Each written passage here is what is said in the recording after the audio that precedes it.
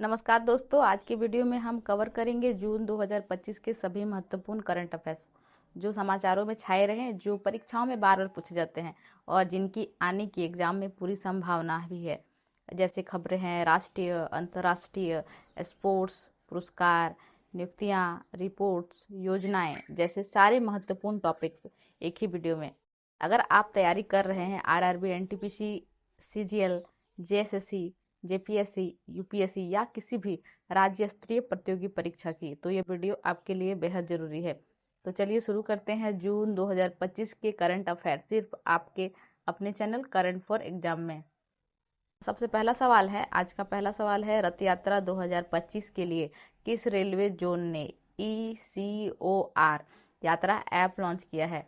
Options हैं उत्तर railway, पूर्वी railway, पश्चिम railway या पूर्व तटीय रेलवे। तो इसका सही आंसर होगा पूर्वी तटीय रेलवे। तो इसको डिटेल करते हैं। रथ यात्रा जो पुरी में अभी तक चल रही है, 7 जुलाई तक वो चलने वाला है। रथ यात्रा 2025 के दौरान तीर्थ यात्रा को सुविधाजनक बनाने के लिए पूर्व तटीय रेलवे द्वारा ECOR यात्रा ऐप लॉन्च किया गया। यह ऐप 25 जून से 7 जुलाई 2025 तक रथ यात्रा के दौरान पुरी उड़ीसा जाने वाले तीर्थयात्रियों के लिए वास्तविक समय की ट्रेन अनुसूची, आवास विवरण, आपातकालीन सेवाएं और बहुत कुछ सुविधाएं प्रदान करेगा। हमारा आज का दूसरा सवाल है, 25 जून 2025 को स्पेस एक्स के फाल्कन 9 पर सवार एक्सिम 4 मिशन को ISS तक किसने पहुंचाया है? राकेश शुक्ला, शुभांशु शुक्ला, कीर्ति चावला या सुनीता विलियम। तो इसका सही जवाब होगा शुभांशु शुक्ला। शुभांशु शुक्ला के बारे में हम लोग थोड़ा सा और जानते हैं कि उनकी क्या क्या खासियतें हैं। तो भारतीय वायुसेना के परीक्षण pilot group captain Shubhanshu Shukla ने 25 जून 2025 को स्पेस एक्स के फाल्कन 9 पर एक्सियोम मिशन की कमान संभाली है। तो मिशन का नाम याद रखेंगे, एक्सियोम मिशन फाल्कन 9 से। यह अंतर्राष्ट्रीय अंतरिक्ष स्टेशन ISS पर भारत की पहली सरकार समर्थित उपस्थिति थी। मतलब पहली बार भारत की तरफ से कोई वहां पर गया हुआ है, वो है शुभांशु शुक्ला। शुभांशु शुक्ला के जाने से पहले ISS में काम करने वाली ये पहले भारतीय हैं। इनसे पहले अंतरिक्ष में भारतीय राकेश शर्मा गए थे जो 1984 में था। और शुक्ला के और कुछ काम है, जैसे शुक्ला गगनयान कार्यक्रम के तहत प्रशिक्षित अंतरिक्ष यात्री, ये इन्हीं के द्वारा गगनयान मिशन शुरू किया जाएगा।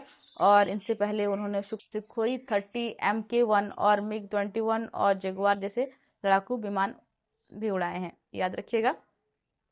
हमारा अगला सवाल है, जून 2025 में भारत द्वारा शुरू की गई धरती आबा जन भागीदारी अभियान क्या है? तो यह है पूरे भारत में आदिवासी उद्यमिता को बढ़ावा देने के लिए एक अभियान है, या फिर 5.5 करोड़ से अधिक आदिवासी नागरिकों को सेवा प्रदान करने के एक कल्याणकारी पहल, या फिर जनजातीय क्षेत्रों के लिए डिजिटल शिक्षा कार्यक्रम, या आदिवासी विरासत का जश्न मनाने के लिए एक सांस्कृतिक उत्सव।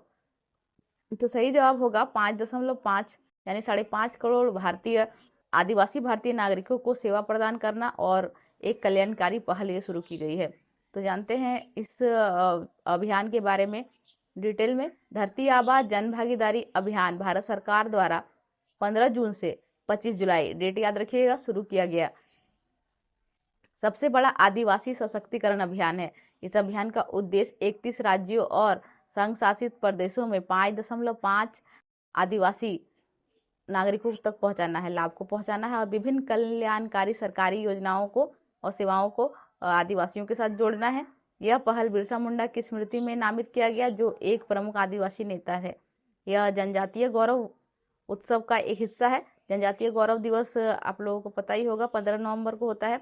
इस दिन झारखंड स्थापना दिवस है, जो आदिवासी समुदाय के योगदान और अधिकारों को उजागर करते थे। अगला सवाल है, किस कन्नड़ लेखिका ने अंतर्राष्ट्रीय बुकर पुरस्कार 2025 जीता है? श्रद्धा शर्मा, रजनी मल्होत्रा, बानू मुश्ताक या कृति सेन। तो भारतीय लेखिका बानू मुश्ताक ने ये जीता है। तो जानते हैं बानू मुश्ताक ने क्या लिखा है जिनके लिए इन्हें अंतर्राष्ट्रीय बुकर पुरस्कार मिला है? 2025 में लघु कहानी संग्रह हार्ट लैम्प के लिए अंतर्राष्ट्रीय बुकर पुरस्कार रच दिया है इन्होंने, इतिहास। अगला सवाल है, वैश्विक लैगिंग जेंडर रिपोर्ट 2025 में भारत का क्या स्थान है?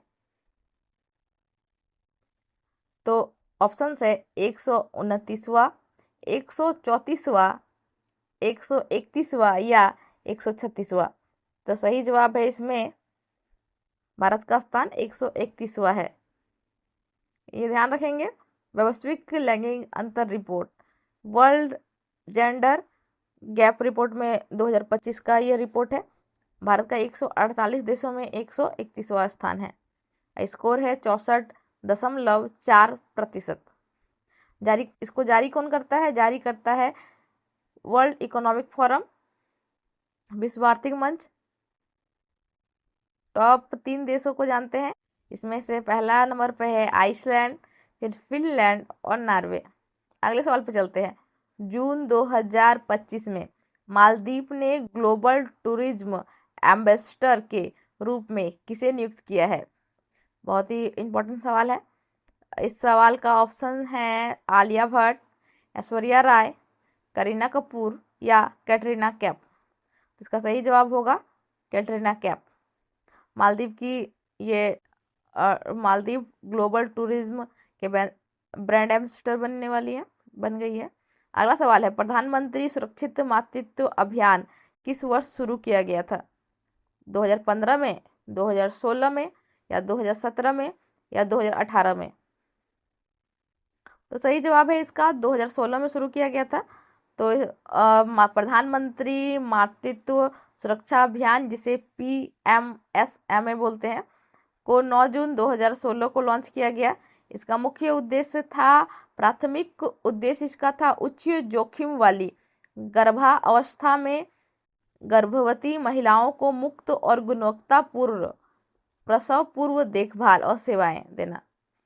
योजना का दायरा था यह स्वास्थ्य योजना, गर्भवती महिलाओं को हर महीने 9 तारीख को सेवाएं प्रदान की जाती थी। अगला सवाल है, देखिए आप योजना से हमारे चैनल में बहुत सारे वीडियोस हैं, लेकिन आप लोग चाहिएगा तो कमेंट कीजिएगा कि आपको आने वाली एग्जाम्स में हम लोग वीडियो लेके आए जिस वीडियो पर सारी योजनाओं को कवर किया गया हो। राज्य स्तरीय योजनाएं, राष्ट्रीय स्तर की योजनाएं या वो योजनाएं जिस योजनाओं को अभी सेलिब्रेट किया जा रहा है, मोदी सरकार की सारी योजनाओं को भी एक साथ लेके आएंगे। आप लोग वेट कीजिएगा और कमेंट कीजिएगा कि आपको इस तरह की वीडियो चाहिए या नहीं चाहिए। अगले सवाल पे चलते हैं। 23 जून 2025 को अंतर्राष्ट्रीय ओलंपिक समिति की पहली महिला अफ्रीकी अध्यक्ष कौन बनी है? तो अंतर्राष्ट्रीय ओलंपिक समिति की पहली महिला और पहली अफ्रीकी अध्यक्ष कौन बनी है? थॉमस बाख, नीता अंबानी, कर्सी कोवेंट्री या माइकल फेल्क्स? तो सही जवाब है इसमें कर्सी कोवेंट्री। तो इनके बारे में थोड़ा सा जान लेते हैं। ये जिम्बाब्वे की 2 बार ओलंपिक स्वर्ण पदक को इतिहास रच दिया और अंतर्राष्ट्रीय ओलंपिक समिति की पहली महिला और पहली अफ्रीकी अध्यक्ष के रूप में कार्यभार संभाला है। हमारा अगला सवाल है, हॉकी इंडिया मास्टर्स कप 2025 का उद्घाटन कहाँ हुआ है? बेंगलुरु में, चेन्नई में, मुंबई में या दिल्ली में? तो इसका सही जवाब होगा चेन्नई में।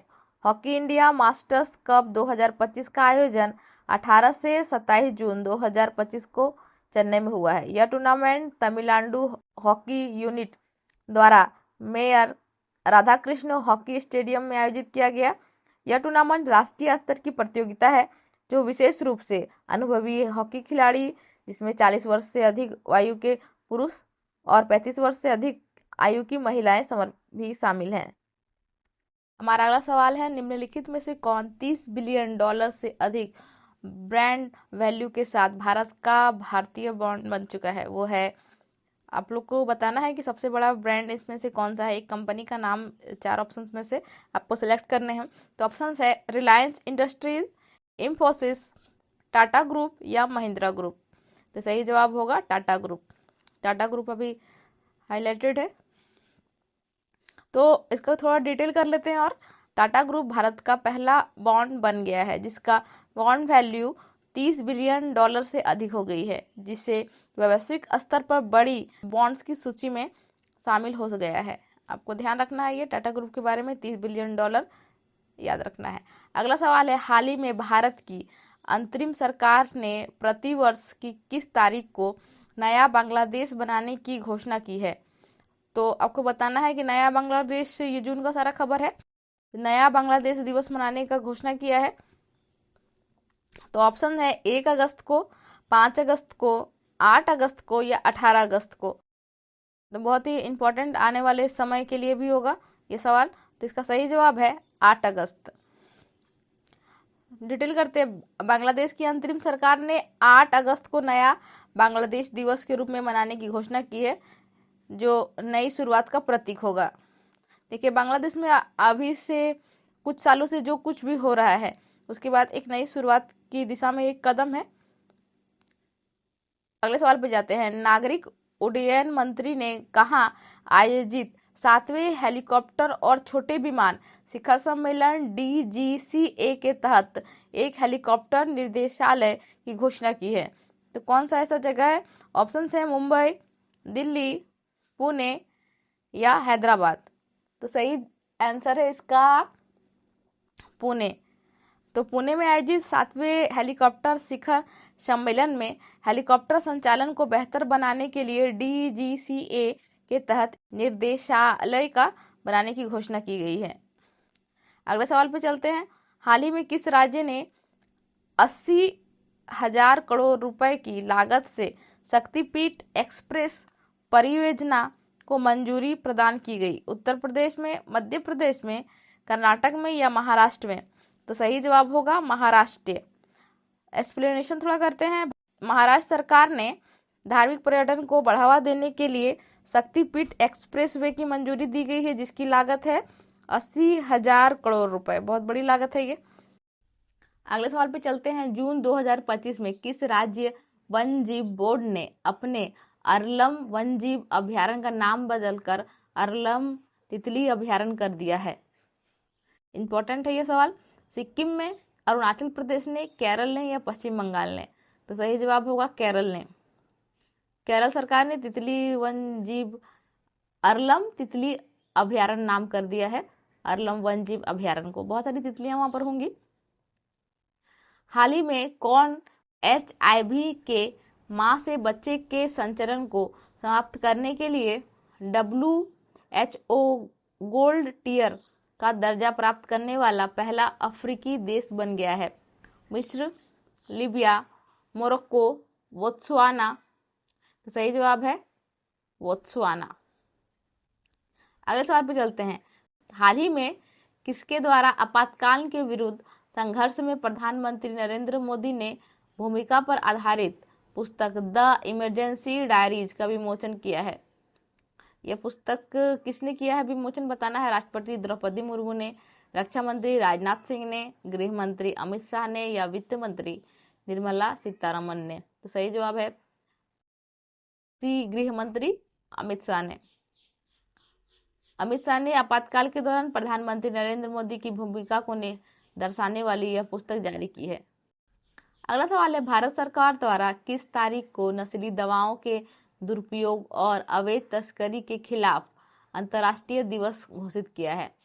बहुत ही इंपॉर्टेंट होगा। आने वाले करंट अफेयर्स में, एग्जाम में ये सारे सवाल इंपॉर्टेंट होंगे। तो यह दिवस एक बन गया है, याद रखिएगा। ऑप्शन है 25 जून, 26 जून, 27 जून या 28 जून। तो सही जवाब है 26 जून। 26 जून को यह दिवस जागरूकता और रोकथाम के लिए मनाया जाएगा, ध्यान रखिएगा आप लोग। अगला सवाल है, हाल ही में भारतीय सेना द्वारा ऑपरेशन बिहाली अभियान शुरू किया गया है? कहाँ पर किया गया है ये पूछा जा रहा है सवाल में। अमृतसर में, उधमपुर में, जम्मू में या लद्दाख में? तो सही जवाब होगा उधमपुर में। सेना ने उधमपुर में सुरक्षा और संवेदनशील क्षेत्रों में आतंकवादी विरोधी अभियान शुरू किया है। अगला सवाल है, हाल ही में किस देश की सरकार ने 5 अगस्त को जुलाई विरोध दिवस मनाया है? देखिए कैसे कैसे दिवस होते हैं, आप लोग ध्यान रखिएगा। करंट अफेयर में ये सब इंपॉर्टेंट हो जाएंगे। जुलाई विरोध दिवस कहाँ पर मनाया गया है? पाकिस्तान में, बांग्लादेश में, श्रीलंका में या नेपाल में? तो सही जवाब है बांग्लादेश है। बांग्लादेश में मनाया गया है ये जुलाई विरोध दिवस। और एक दिवस वहां पर था कि कौन सा था, आप लोग याद करके बताइएगा कि पाकिस्तान बांग्लादेश में कौन सा नया दिवस मनाने की घोषणा की गई है। आप लोग ध्यान दीजिएगा कि नया बांग्लादेश दिवस कौन सा दिन को मनाया जा रहा है, आप लोग बताइएगा कमेंट करके। अगला सवाल है, हाल ही में सभी नाटो सदस्य किस वर्ष तक अपना रक्षा और सुरक्षा व्यय को सकल घरेलू उत्पाद जीडीपी का 5% तक बढ़ाने में सहमत है? कब तक कर नाटो सभी देशों के लिए रक्षा और सुरक्षा के लिए घरेलू उत्पाद पर 5% एक्स्ट्रा बढ़ाने के लिए सहमत है? ऑप्शन है हमारे 2030 तक, 32 तक, 35 तक या 2040 तक। तो सही जवाब है 35 तक। नाटो सदस्यों ने वैश्विक सुरक्षा के लिए 1935 तक रक्षा और बजट को जीडीपी का 5% देने का लक्ष्य रखा है। अगला सवाल है, डिजिटल भुगतान धोखाधड़ी के समाधान हेतु प्रमुख भारतीय बैंक डिजिटल भुगतान खुफिया प्लेटफॉर्म डीपीआईपी विकसित करने के लिए किसके साथ सहयोग कर रही है? नीति आयोग के साथ, आरबीआई के साथ, डीआरडीओ के साथ या आईआईटी दिल्ली के साथ? तो सही जवाब होगा आरबीआई के साथ। इस तरह डिजिटल कुछ भी कार्य होता है तो वो आरबीआई करवाती है, याद रखिएगा। थोड़ा सा डिटेल करते हैं। डिजिटल भुगतान सुरक्षा को मजबूत करने के लिए भारतीय रिजर्व बैंकों ने बैंकों के साथ डीपीआई विकसित किया है। जून में चैट जीटीपी निर्माता ओपन एआई को किस देश ने एआई उपकरण हेतु $200 मिलियन का अनुबंध प्राप्त हुआ? भारत का, चीन का, अमेरिका का या ब्रिटेन का? तो ये कार्य है ऑप्शन अमेरिका ने किया। अमेरिका ने एआई की सुरक्षा और प्रशासनिक उपयोग हेतु ओपन एआई को एक बड़ा अनुबंध दिया है। अगला सवाल है, भारत और फ्रांस की सेनाओं के बीच 18 जून से 25 जून के बीच सैन्य शक्ति अभ्यास शक्ति 2025 का आयोजन कब तक? ये डेट पीरियड है कि ये 18 जून शुरू हुआ तो कब खत्म हुआ? तो कब खत्म हुआ? ऑप्शन है 30 जून, 1 जुलाई, 5 जुलाई या 10 जुलाई। तो सही जवाब होगा 1 जून। सही जवाब होगा 1 जुलाई तक। तो शक्ति अभ्यास 18 जून से लेकर 1 जुलाई तक चलेगा। ये दोनों देशों के बीच है, फ्रांस और भारत के बीच। अगला सवाल है, भारत की पहली क्वांटम कंप्यूटिंग वैली जनवरी 2026 तक कहाँ शुरू की जाएगी? हैदराबाद में, बेंगलुरु में, अमरावती में या नई दिल्ली में? तो सही जवाब है अमरावती में। भारत की पहली क्वांटम वैली आंध्र प्रदेश के अमरावती में स्थापित की जाएगी, जिसमें एआई, क्वांटम और टेक्नोलॉजी को बढ़ावा दिया जाएगा। अगला सवाल है, प्रधानमंत्री नरेंद्र मोदी ने 11वें अंतर्राष्ट्रीय योग दिवस पर सबसे बड़े योग कार्यक्रम का नेतृत्व किया है। वो कहाँ हुआ था आपको बताना है। हाल ही में हुआ है, 21 जून को योगा दिवस मनाया गया। तो नई दिल्ली में, हैदराबाद, विशाखापट्टनम, अहमदाबाद। तो सही जवाब होगा विशाखापट्टनम में। प्रधानमंत्री नरेंद्र मोदी ने 11वें अंतर्राष्ट्रीय योग दिवस के अवसर पर आंध्र प्रदेश के विशाखापट्टनम में सबसे बड़े योग आयोजन का नेतृत्व किया। यह आयोजन समुद्र तट के हजारों लोगों के बीच उपस्थित में किया गया था। उपस्थित थे इतने सारे लोग उसमें, आप लोगों ने देखा ही होगा। हाल ही में 21 जून को हुआ है योगा दिवस। योगा दिवस का फुल डिटेल वीडियो आपको हमारे चैनल पे मिल जाएगा। करंट फॉर के हर एक करंट अफेयर के वीडियोस आपको वहाँ पर मिलेंगे और बहुत ही सिंपल वे में आपको मिलेंगे और कहीं से भी डाटा इधर उधर नहीं होगा। अगला सवाल है, हाल ही में होंडा कंपनी ने किस देश में अपने पुनः प्रयोज्य रॉकेट प्रोटोटाइप का सफल परीक्षण किया है? भारत ने, चीन ने, जापान ने या अमेरिका ने? तो सही जवाब होगा जापान ने। जापान की होंडा कंपनी ने अपने पुनः प्रयोज्य रॉकेट प्रोटोटाइप का सफल परीक्षण किया है, जो पर्यावरण के लिए अनुकूल होगा और काफी किफायती भी। 2024 में स्विस बैंक में जमा भारतीयों का पैसा बढ़कर लगभग कितना करोड़ रुपए हो गया? देखिए, यहाँ के लोग सारे जो होते हैं, जितने पैसे अधिक होते हैं, कोई भी हो सकते हैं वो व्यक्ति, किसी एक पार्टिकुलर वे का नहीं बता सकते। तो अभी कितना हो गया वो आपको बताना है। 23,000 करोड़, 33,000 करोड़, 37,600 करोड़ या 47,600 करोड़? तो सही जवाब है 37,600 करोड़। एक रिपोर्ट आई है जिसके अनुसार भारत का जो पैसा है वो स्विस बैंकों में 2024 से 3 गुना ज़्यादा बढ़कर अब हो गया है 37,600 करोड़। हाल ही में किस संगठन ने त्वचा रोगों को विशेषज्ञ सार्वजनिक स्वास्थ्य प्राथमिकता के रूप में मान्यता दी है? एक संगठन है जो रोगों के बारे में वैश्विक सार्वजनिक स्वास्थ्य प्राथमिकता के रूप में मान्यता दिया है, मतलब जो त्वचा का रोग है वो भी महत्वपूर्ण रखता है। तो वो संस्था है, ऑप्शंस है संयुक्त राष्ट्र, विश्व स्वास्थ्य संगठन, अंतर्राष्ट्रीय श्रम संगठन या ब्रिक्स। तो वह है विश्व स्वास्थ्य संगठन, WHO। ठीक है, आगे बढ़ते हैं।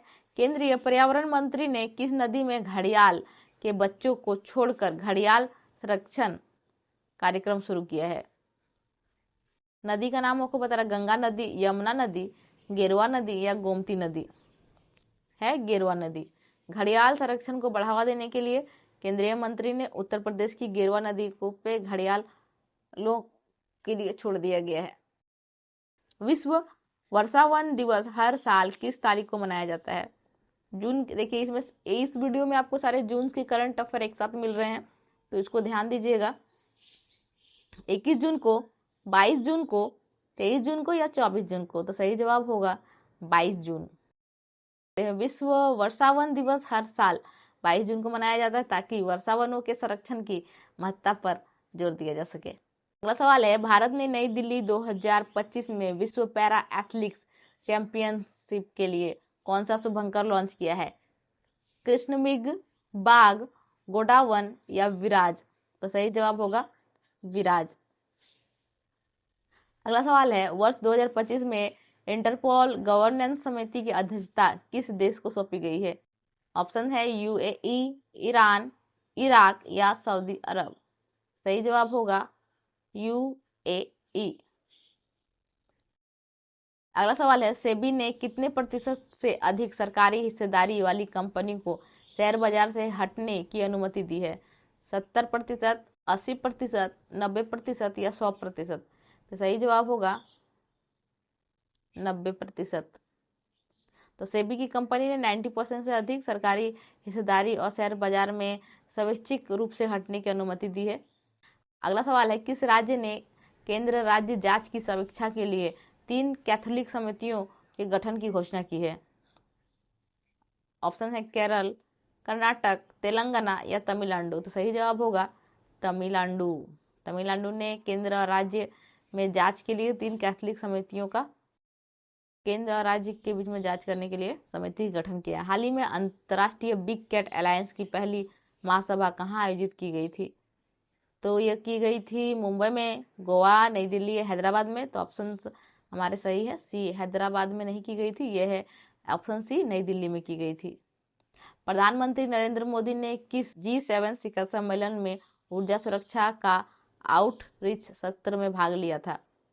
48वां, 50वां, 51वां या 53वां? जवाब होगा 53वां। प्रधानमंत्री ने 53वां G7 शिखर सम्मेलन में ऊर्जा सुरक्षा पर आधारित सत्र में भाग लिया था। अगला सवाल है, वर्ल्ड यूनिवर्सिटी रैंकिंग 2026 में कितने भारतीयों ने संस्थानों ने शामिल हुए? उसमें 35 संस्थान गए हैं, 46, 54 या 60? इसमें 54 संस्थान शामिल हुए हैं 2026 का लिस्ट में। अगला सवाल है, प्रधानमंत्री नरेंद्र मोदी ने किस देश के प्रधानमंत्री डॉक्टर मसूद पेजिशियन ने क्षेत्रीय स्थिति पर चर्चा की? ईरान, इजराइल, यूक्रेन या इराक? तो सही जवाब होगा ईरान। अगला सवाल है, अंतर्राष्ट्रीय खेल दिवस 2025 कब मनाया गया है? 6 जून, 7 जून, 11 जून या 10 जून? तो सही जवाब होगा 11 जून। 11 जून को अंतर्राष्ट्रीय स्पोर्ट डे मनाया गया है और इस बार की थीम है चूज स्पोर्ट एवरी डे, यानी खेल चुने हर दिन। याद रखना आप लोग, थीम आता है एग्जाम में। अगला सवाल है, मिस वर्ल्ड 2025 का ताज किसने जीता है? ऑप्शंस है क्रिस्टीना पिसजोकोवा, नंदिनी गुप्ता, सुजाता चौंगेसी या हेसेट डेरेंज? तो सही जवाब है सुजाता चुगेसी, जिसे ओपन के नाम से भी जाना जाता है। थाईलैंड की एक मॉडल है और ब्यूटी क्वीन बनी है। इस बार मिस वर्ल्ड 2025 की मेजबानी भारत में ने किया था, हैदराबाद में ये हुआ था, ये ध्यान रखिएगा। और 2025 का संस्करण। अगला सवाल है, सबसे बड़ा वैश्विक परमाणु आपातकालीन अभ्यास कॉन्वेक्स 2025 का नेतृत्व किस संगठन ने किया है? संयुक्त राष्ट्र इंटरपोल ने, या IAEA और रोमानिया ने। IAEA का फुल फॉर्म है इंटरनेशनल एटॉमिक एनर्जी एजेंसी, या फिर WHO और IAEA, या फिर IAEA और WHO, दो दो दो ऑर्गेनाइजेशन होंगे इसमें। तो सही जवाब है इसका IAEA, रोमानिया, बी ऑप्शन सही है। तो इसको डिटेल करते हैं। कॉन्वेक्स 3 2025 अब तक सबसे बड़ा अंतर्राष्ट्रीय परमाणु आपातकालीन अभ्यास है, जिसका नेतृत्व अंतर्राष्ट्रीय परमाणु ऊर्जा एजेंसी और रोमानिया ने किया है। ठीक है, आप लोग याद रखिएगा। इसमें इस अभ्यास में परमाणु ऊर्जा संयंत्र में गंभीर परमाणु दुर्घटनाओं का अनुसरण किया जाएगा और 75 से अधिक देश और 10 वैश्विक संगठन इसमें भाग ले रहे हैं, ये भी ध्यान दीजिएगा। और अगला सवाल है, भारत सरकार ने किशोरियों और गैर परंपरागत क्षेत्रों में व्यावसायिक प्रशिक्षण प्रदान करने के लिए कौन सी योजना की शुरुआत की है? ठीक है, या आपको ध्यान देना है, किशोरियों के लिए है, मतलब बच्चियों के लिए ये बनाया गया है अभियान। तो अभियान का नाम है, बहुत सारे अभियान अभी लड़कियों के लिए आ रही हैं, तो ऑप्शन आप लोग देखिए, बेटी बचाओ बेटी पढ़ाओ, युवा निधि योजना, नव्या योजना, या प्रधानमंत्री कौशल विकास योजना। 4 ऑप्शन है, तो इसमें सही जवाब होगा नव्या, नव्या योजना। भारत सरकार द्वारा 24 जून 2025 को लॉन्च किया गया है।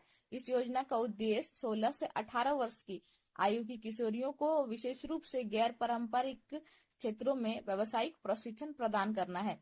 नव्या का फुल फॉर्म ये है, nurturing aspiration through vocational training for young adolescent girl. अगला सवाल है, 2025 सतत विकास लक्ष्य सूचकांक में भारत का कितना स्थान है? 89, मतलब 89, 99, 107 या 115? सही जवाब होगा 99। ठीक है, अगला सवाल में चलते हैं। जून 2025 तक उल्लास कार्यक्रम के तहत किस भारतीय राज्य को पूर्ण साक्षर घोषित किया गया है? मतलब वो राज्य पूरी तरह से साक्षर बन चुका है। तो त्रिपुरा, राजस्थान, तमिलनाडु या केरल? तो सही जवाब होगा त्रिपुरा। त्रिपुरा में उल्लास कार्यक्रम के तहत साक्षर घोषित कर दिया गया है। 23 जून 2025 की बात है, याद रखिएगा। यह मिजोरम और गोवा के बाद तीसरा राज्य है। मिजोरम पहले ही हुआ है, मिजोरम और गोवा के बाद यह तीसरा राज्य बन गया है जिसने इस स्थिति को प्राप्त किया है। और 15 वर्ष और उससे उम्र की आयु में त्रिपुरा साक्षरता दर 95.6% है। यह पहचान त्रिपुरा के शिक्षा की दिशा में एक महत्वपूर्ण उपलब्धि है, जो भारत की शिक्षा प्रयासों में एक मील का पत्थर भी साबित होगा। उल्लास का मतलब न्यू इंडिया लिटरेसी प्रोग्राम, यह एक केंद्रीय प्रायोजित योजना है जिसे 2022 में लॉन्च किया गया था, जिसका उद्देश्य है 15 वर्ष और उससे अधिक की गैर साक्षर युवाओं और वयस्कों की बुनियादी साक्षरता, गणित क्षमता और महत्वपूर्ण जीवन कौशल प्राप्त कर सके। ठीक है, मतलब जो पढ़े लिखे नहीं है उनमें ये सब ज्ञान को, नॉलेज को इनबिल्ड करना है प्रोग्राम के द्वारा, उल्लास के द्वारा। तो उल्लास प्रोग्राम का योगदान इसमें क्या है? इस कार्यक्रम में त्रिपुरा की साक्षरता में प्राप्ति की भूमिका के लिए उल्लास मोबाइल ऐप भी निकाले गए हैं, जिसे डिजिटल टूल्स में उपयोग किया जाएगा। और त्रिपुरा का साक्षरता दर 1961 में साक्षरता दर इसका 20.24% था, 20.24% था। और दशकों के निरंतर प्रयास के बाद उल्लास के तहत 2025 में 95.6% तक पहुंच गया है। समझ लीजिए कि ये 1961 उधर का 40 वर्ष और इधर का 25 वर्ष, यानी 65 वर्षों में इन्होंने कितना दायरा ये शिक्षा के तौर पे किया है उल्लास के जरिए। अगला सवाल है कि 23 जून 2025 को 77 वर्ष की आयु में किसका निधन हो गया है? कुछ लोगों का डिटेल हम लोग बता रहे हैं, मतलब ऑप्शन दे रहे हैं, आप लोग बताइएगा। दिलीप जोशी, सुनील गावस्कर, कपिल देव या मोहम्मद अजहरुद्दीन? तो सही जवाब होगा दिलीप जोशी। दिलीप जोशी भारतीय क्रिकेट के दिग्गज बाएं हाथ के स्पिनर थे। इन्होंने लंदन में 77 वर्ष की आयु में इनका निधन हो गया है 23 जून को। वह 1970 के दशक से लेकर अब तक 1970 से लेकर 80 के दशक में प्रारंभिक भारतीय क्रिकेट का एक प्रमुख चेहरा थे। उनका निधन हो गया, यही आप लोग को जानना है। दिलीप जोशी का निधन हुआ, क्रिकेटर थे। अगला सवाल है, वी कुमार के 90 जन्मदिन के अवसर पर स्मारक पुस्तक सेलिब्रेटिंग VR कुमार @90 का विमोचन किसने किया है? सुनील गावस्कर, CD गोपीनाथ, सचिन तेंदुलकर या राहुल द्रविड़? तो सही जवाब होगा CD गोपीनाथ। अगला सवाल है, 25 जून 2025 को द इमरजेंसी डायरी पुस्तक का विमोचन किसने किया? ऑप्शंस हैं नरेंद्र मोदी, अमित शाह, राहुल गांधी और अरविंद केजरीवाल। तो इसका सही जवाब होगा हमारे गृह मंत्री अमित शाह ने किया है। गृह मंत्री अमित शाह ने भारत के आपातकाल जब 75 और 76 में हुआ था, उसकी 50वीं वर्षगांठ के उपलक्ष्य में द इमरजेंसी डायरीज नामक पुस्तक का विमोचन किया है। अगला सवाल है, किस भारतीय एनिमेटेड फिल्म ने NSC 2025 में जूरी पुरस्कार जीता है? तो ऑप्शन है छोटा भीम, देसी ऊन, मोटू पतलू या सीता सिंग्स द ब्लूज। तो सही जवाब होगा देसी ऊन। देसी ऊन के बारे में जानते हैं। देसी ऊन एक प्रसिद्ध एनिमेशन निर्माता सुरेश एरियट द्वारा निर्देशित एक NCC इंटरनेशनल एनिमेशन फेस्टिवल 2025 में सर्वश्रेष्ठ कमीशन फिल्म के लिए जूरी पुरस्कार जीता है। यह फिल्म अपनी अनूठी भारतीय संस्कृति कहानी के लिए सराही गई है। इसमें पारंपरिक हास्य या आधुनिक एनिमेशन के तकनीकों का मिश्रण है। देसी ऊन की कहानी भारत की एनिमेशन इंडस्ट्री के लिए एक महत्वपूर्ण मील का पत्थर है, जो वैश्विक animation, visual effects, gaming, comics क्षेत्र में भारत की बढ़ती प्रभावशीलता को प्रदर्शित करती है। तो देखिएगा आप लोग भी देसी ऊन। अगला सवाल है, भारतीय रक्षा साइबर एजेंसी द्वारा जून 2025 में शुरू किए गए 12 दिवसीय साइबर सुरक्षा अभ्यास का क्या नाम है? साइबर शक्ति, साइबर सुरक्षा, साइबर शील्ड या साइबर योद्धा? तो सही जवाब होगा साइबर सुरक्षा। साइबर सुरक्षा के लिए 12 दिनों का एक साइबर सुरक्षा अभ्यास शुरू किया गया था, जो 16 जून 2025 को हुआ था। एक सवाल आप लोगों के लिए है, आप लोग बताइएगा 2025 के किस एयरलाइंस ने दुनिया की सबसे सुरक्षित पूर्ण सेवा एयरलाइंस का दर्जा प्राप्त किया है? क्वाटास, एयर न्यूजीलैंड, कैथे पैसिफिक या एमिरेट्स? आप लोग जवाब दीजिएगा। तो दोस्तों, यह है जून 2025 के से जुड़े हुए तमाम अपडेट, जो ना सिर्फ देश विदेश की तरक्की उनसे अपडेट करता है, बल्कि आपकी आने वाली सारी परीक्षाओं के लिए भी बेहद उपयोगी है। तो वीडियो पसंद आए तो लाइक करें, शेयर करें और सब्सक्राइब करें। मिलते हैं अगले मंथ में जुलाई माह के करंट अफेयर के साथ। तब तक के लिए धन्यवाद। जय हिंद।